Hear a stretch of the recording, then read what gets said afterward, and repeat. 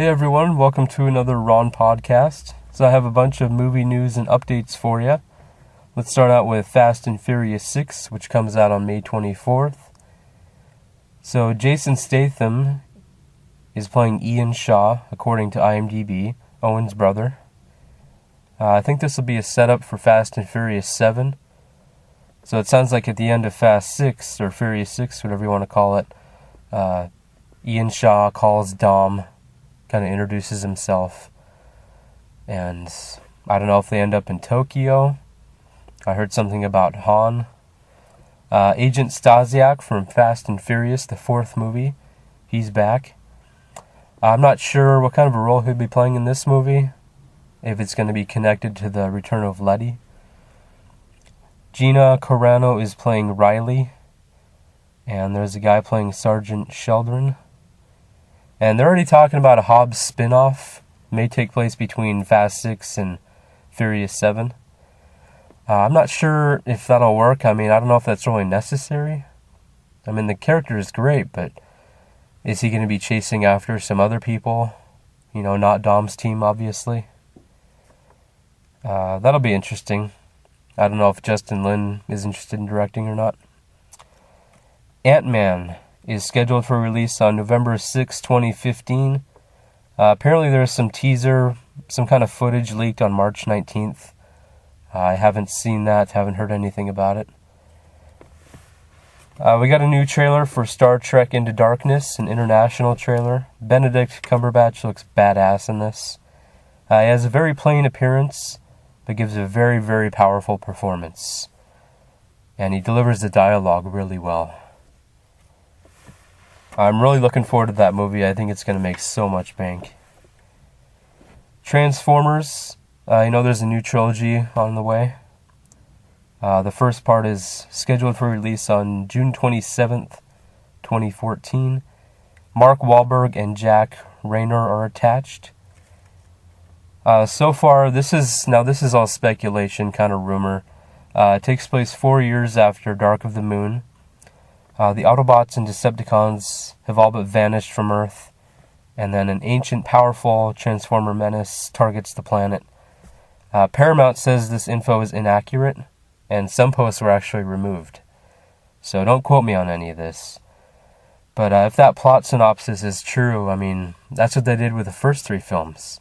First one with Megatron, second one with the Fallen, third with Sentinel. But Mark Wahlberg, that'd be good. No Shia LaBeouf, no Megan Fox, no what's her name from the third one? Can't think of it. Olympus Has Fallen is doing really well, getting great reviews. Admission and Inappropriate Comedy both bombed. I was kind of surprised that Admission bombed. It looks like a good movie, but I think it had to do with the marketing, because I saw a trailer maybe a couple weeks before it came out.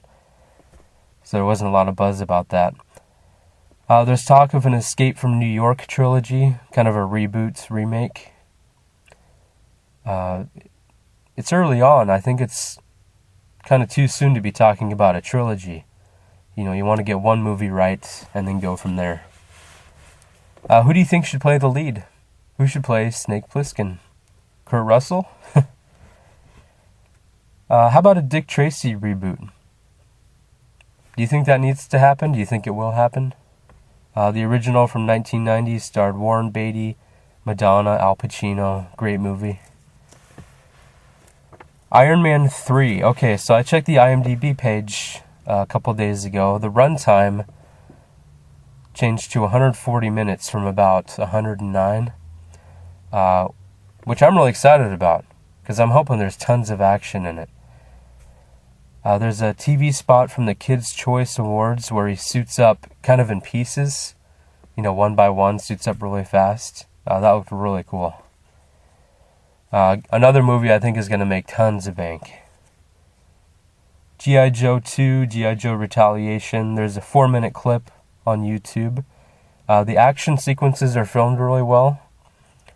Action-packed movie, I'm hoping. And it doesn't look like there's any competition for it when it comes out, so that's good. I can't tell how this movie's going to perform. The marketing, they're doing really well with it. Like the last month or so, coming out with a bunch of clips. They've probably had like 5 trailers for the movie already.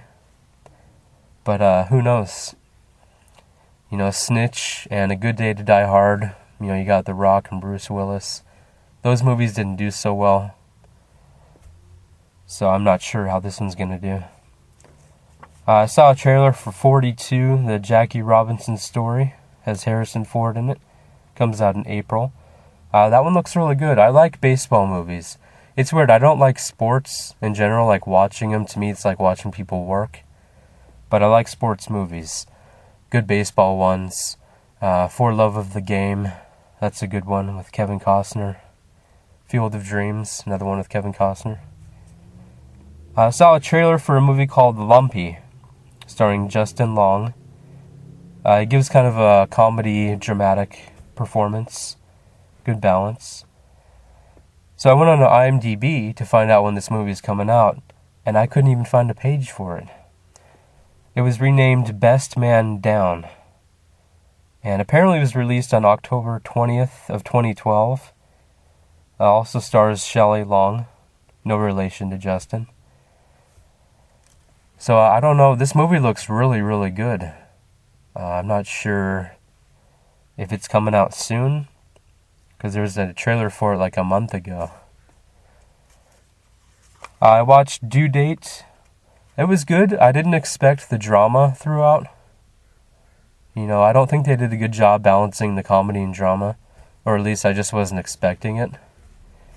I recommend watching Planes, Trains, Automobiles. That's a classic one. This kind of felt like an unnecessary remake of that. Don't Mess with the Zohan. That is a hilarious movie. I think that's one of Sandler's best. He has a bunch of people, from Mr. Deeds in the movie, and I was laughing so hard throughout it. Very good movie. Adventureland. I thought it was going to be more of a comedy. It's kind of a summertime drama. Good cast, good performances, but a bit too emo for my taste. Superman Returns, I watched that again, and great looking film, but not much action, very dramatic. It's like 2.5 hours, he doesn't throw a punch. I watched Ghostbusters 1 and 2, classic movies. The second one, I'm watching like the first hour, I'm like, I don't remember any of this. Because when I think of that movie, I think of Vigo and the baby and Sigourney Weaver and that. And I'm hoping they make Ghostbusters 3, but I'll get into that later. Kick-Ass. I finally got around to watching this movie. First of all, I'm glad I waited, because it's been like 3 years since the movie came out. And I just have to wait until August to see the new one, the sequel. Excellent movie. Great narration. Voiceover, whatever you want to call it. Funny crash intro. And that guy jumps off the roof. Think he's going to fly. The music is really good throughout. It's interesting because the music is so choppy because they have so many scenes in that to get through, different themes in that. But all the music is really good. Great cinematography. Nick Cage is back. Now, a couple months ago, I watched World Trade Center, the movie. And to me, that kind of felt like the last real Nick Cage movie. Because then he did a bunch of movies, and it's like, he just didn't seem all there. Or sometimes he seemed like he was trying too hard. But in this one, it just felt like the old Nick Cage, Hit Girl, Big Daddy. They were fantastic. Very realistic approach. Kind of like Nolan's Batman movies. Heroes getting shot, stabbed, beaten up. Hit Girl kind of reminded me of Little Matilda from The Professional. Like, you figure that's what she'd be doing with the rest of her life, fighting crime.